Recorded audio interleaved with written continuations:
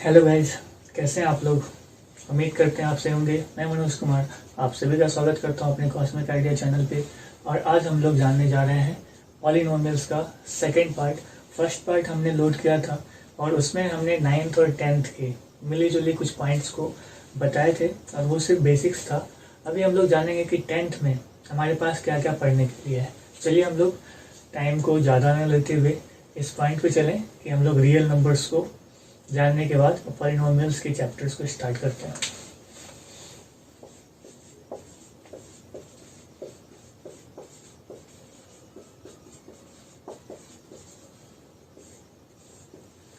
तो आप देख सकते हैं पॉलिनोमियल्स को हमने डिस्क्राइब किया हुआ है फर्स्ट पार्ट में भी।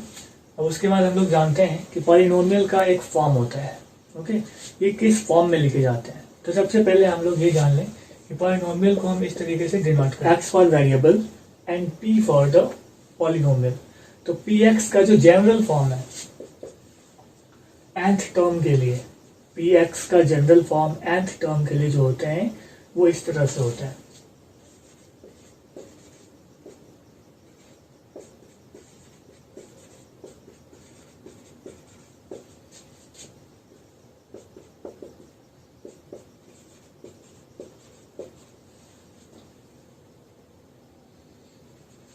Where a(n) is not equal to 0.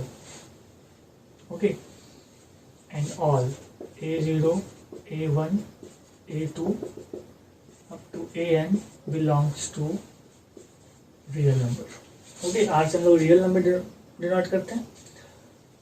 तो ये जो सारे हमारे टर्म्स हैं, यही फॉर्म को हम लोग कहते हैं पॉलिनोमियल्स। ओके, तो ये जो है n टर्म्स के लिए हैं। हमारे पास जो नंबर है, मान लीजिए कि 1 2 3 बहुत इनफाइनाइट तक जाता है, तो उसके बीच में हमने एक टर्म्स ले लिया जो n टर्म्स तक है।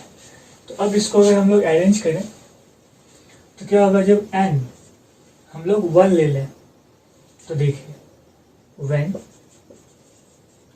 n is equal to 1 then what happens,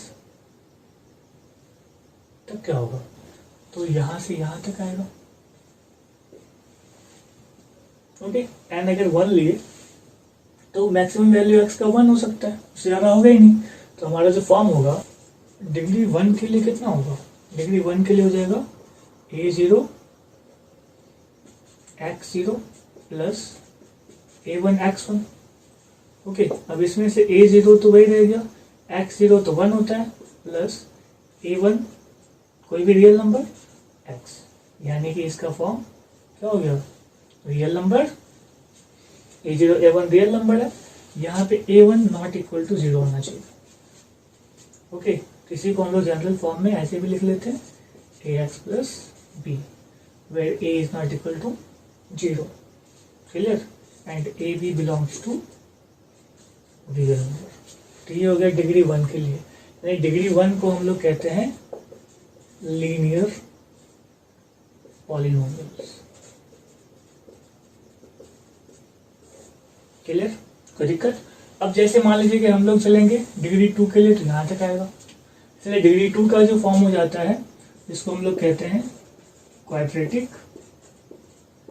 polynomials. तो ये क्या हो जाते हैं, ये वैसे ही हो जाता है, एक्स स्क्वायर होता है प्लस बी एक्स होते हैं और प्लस a0 जैसे c कोई एक्स हो। तो यहाँ पे a is not equal to 0 हो जाएगा। ए बी सी कहाँ बिलोंग करेगा, रियल नंबर से। क्लियर, समझ में आ रही है मेरी बात है। इस तरीके से ही डिग्री 3 के लिए चलते हैं तो आगे निकल जाता है। 4 के लिए, 5 के लिए, जितना भी टर्म्स के लिए आप चलते जाओगे वो डिग्री के अकॉर्डिंग आप बोलते जाओ, linear, quadratic, cubic, by quadratic. ठीक है, इस तरीके से हमारे पास पॉलिनोमियल्स होते जाते हैं। अब देखिए आगे हम लोग जीरोस को समझते हैं। तो मान लीजिए कोई भी हमारे पास नंबर है, लीनियर पॉलिनोमियल लेते हैं। तो जनरल फॉर्म ने क्या देखा, ax प्लस बी। अब x का कौन सा ऐसा वैल्यू होगा कि इस पूरे टर्म को 0 करते हैं, वही हो जाएगा उसका जीरोस। तो मान लीजिए यहाँ पे अगर हम लोग क्या ले लें, -3/2 तो देखिए 2 इंटू -3/2 प्लस 3, 2 कट गया तो आगे 0। तो p -3/2 जो है वो 0 आ गया इस पे रखने से। तो x जो है वैल्यू क्या हो जाएगा -3/2। यही हो गया इसका अकेला एक जीरोस, इसके सिर्फ एक ही जीरोस निकल सकते हैं। क्लियर, बात समझ में आ रही है? ठीक है। अब देखिए इसी में हम लोग जब ले लेंगे क्वाड्रेटिक पॉलिनोमियल,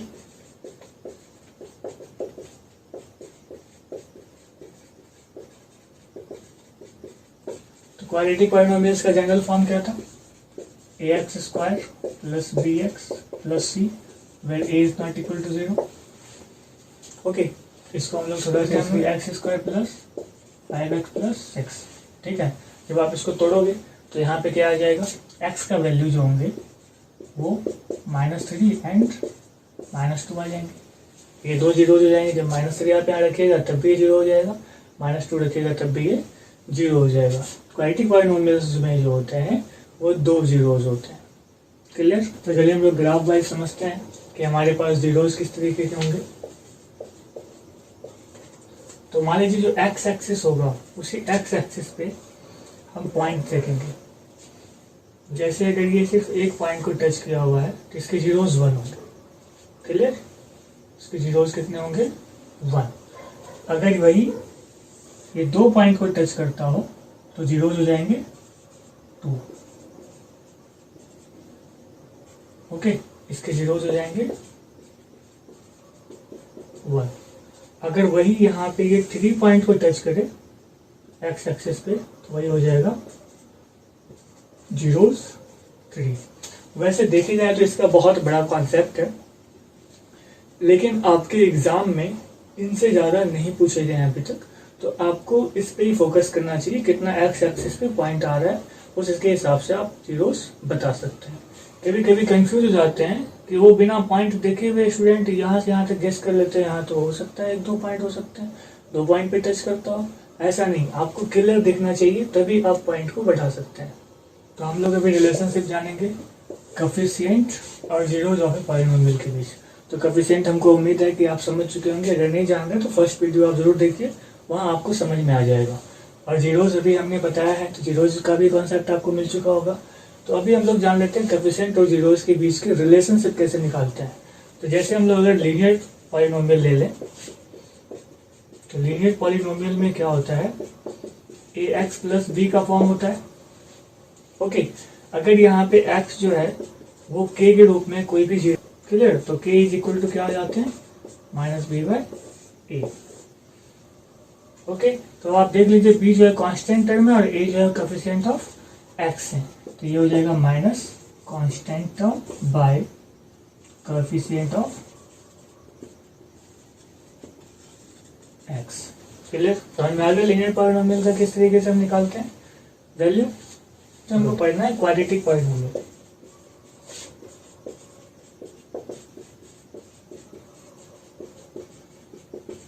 क्वाड्रेटिक पॉलिनोमियल्स में हम लोग का क्या होता है, जनरल फार्मूला होता है ax² + bx + c। ओके, इसके जीरोज होते हैं 2। तो मान लेते हैं कि x जो है अल्फा है और x जो है वो बीटा है। क्लियर? तो इसको हम सॉल्व करें तो क्या होगा, x - अल्फा, ये भी x - बीटा, जीरोज लाइन थे तो x - अल्फा इसका फैक्टर होगा और x - बीटा से भी ये कट जाएगा। ओके, तो ये हमारे पास फॉर्म आ जाएंगे कि जो होगा कोई ना कोई रियल नंबर होंगे जो कि इसका फैक्टर होगा प्रोडक्ट में। तो अब ये जो जाएगा वो ax² + bx + c के इक्वल हो जाएंगे। क्लियर? अब इसको हम लोग सॉल्व करें, ये फॉर्म आ जाएंगे इसके इक्वल। अब इस दोनों को कंपेयर कर लें तो आप देखिए a = k आ जाएगा। ओके, और देखिए b = -k अल्फा + बीटा। तो अब यहाँ पे k का वैल्यू तो a है तो हम यहाँ से a डाल सकते हैं। तो b = -a अल्फा + बीटा। अब अल्फा + बीटा = क्या आ जाएगा, -b/a, अल्फा + बीटा आ जाएगा। तो एक तो ये आ गया हमारे पास केस। ठीक है, अब देखिए थर्ड को कंपेयर करना है हमको। तो C इज इक्वल टू क्या हो गया, अल्फा बीटा के, तो K alpha into beta, K की जगह तो A है, तो C by K equal to alpha into beta, it means C by A equal to alpha beta. Clear, समझ में आ रहा है। फर्स्ट केस ये आ गया सम ऑफ जीरोस, और इसको कहते हैं प्रोडक्ट ऑफ जीरोस। तो हमारा जीरोस जो था वो हमने क्या दिया हुआ था, अल्फा बीटा, और दोनों का सम जो है वो आया माइनस बी बाई ए, और अल्फा इंटू बीटा ये इसका प्रोडक्ट है जो कि आया सी बाय ए। तो इस तरीके से हमारे पास बनते हैं formula. Okay, come to the point, alpha plus beta equal to minus B by A, alpha into beta equal to C by A. What is B, B क्या है, B is the coefficient of X, तो हम लोग लिख सकते हैं minus coefficient of X by A क्या है, coefficient of X square, coefficient of X square. Okay, और इसको लिख सकते हैं constant term bye coefficient of X square. समझ में आ रहा है। तो इस तरीके से हमारे पास जो है ये दो फॉर्मूला के रूप में होते हैं, और इसको ही हमें वेरीफाई करने के लिए क्वेश्चंस आते हैं, या फिर इसके अकॉर्डिंग सॉल्व करने के लिए क्वेश्चन आते हैं।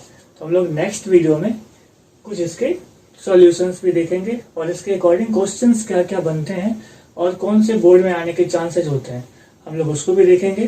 तब तक के लिए खुश रहिए और सुरक्षित रहिए।